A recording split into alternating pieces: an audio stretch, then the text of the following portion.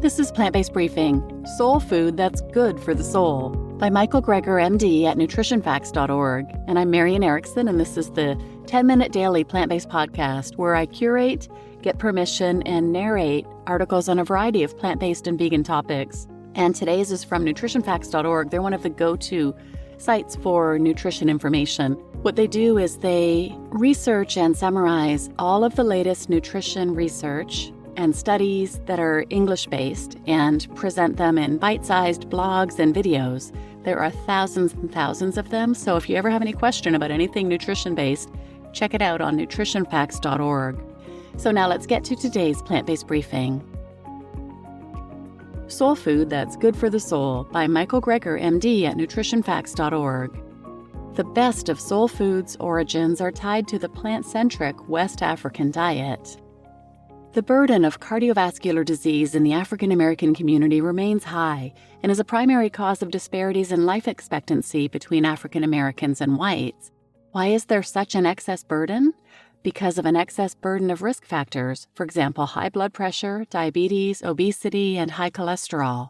And what's underlying those risk factors? Much can be traced back to diet. Among the ethnic groups, the proportions of people meeting healthy diet recommendations were generally lowest among Blacks. In a national survey, most Black Americans were found to be eating a particularly poor diet, as defined by the American Heart Association. African Americans may face unique challenges to adherence to dietary recommendations, and one such challenge is an alignment with a cultural tradition of soul food. Now, some soul food components are fantastic. You can't get much healthier than collard greens and sweet potatoes, tomatoes, legumes, dried beans and peas like black-eyed peas, watermelon, blackberries, corn, and okra. It's all making me hungry.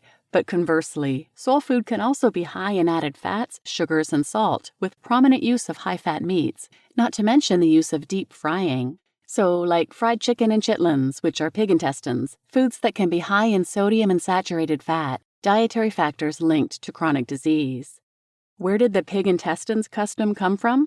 You have to trace the roots. Soul food is what the enslaved Africans were forced to come up with in the Deep South to survive during slavery. That's in stark contrast to traditional West African diets where they came from, which were predominantly plant-based, centered on a foundation of greens and fruits and legumes and nuts and vegetables, whole grains, and even more vegetables.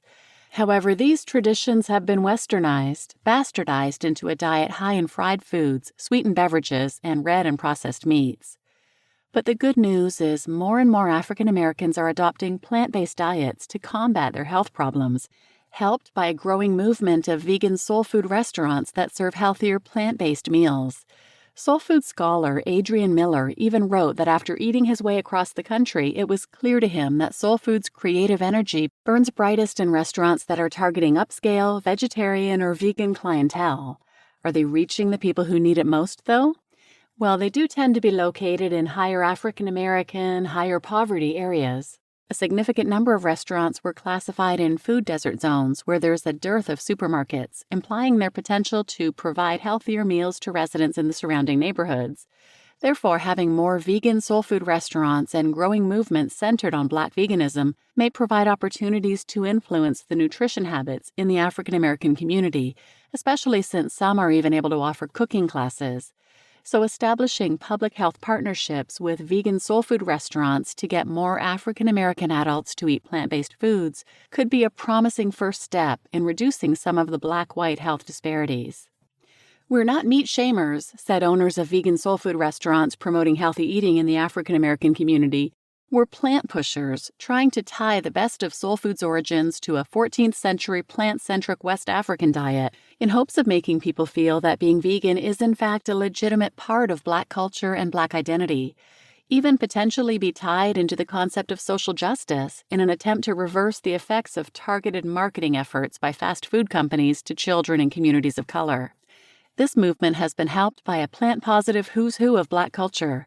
It's not just luminaries like Coretta Scott King and Cory Booker, but the likes of NBA stars, Samuel L. Jackson and Beyoncé, and influentially the late activist Dick Gregory.